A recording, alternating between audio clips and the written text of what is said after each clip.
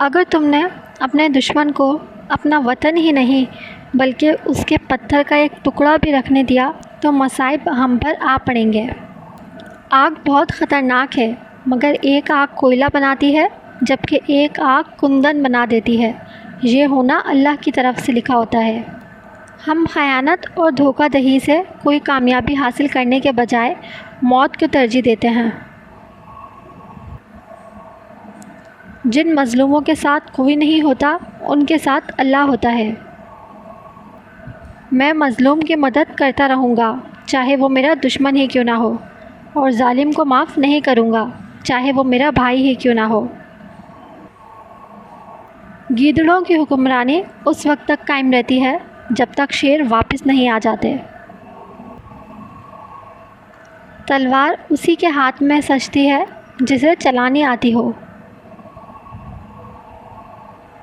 اگر آپ کا دل خالص اور پاکیزہ ہے تو دنیا کی کوئی شیطانی قوت آپ کا محاصرہ نہیں کر سکتی۔ فتح ہماری نہیں، خدا کی ہے۔ ہمارے دلوں میں کیا ہے ہم اپنے الفاظ اور ہماری موت سے ظاہر کریں گے۔ ہمارے دشمن کی طاقت ہماری بہادری کی علامت ہے۔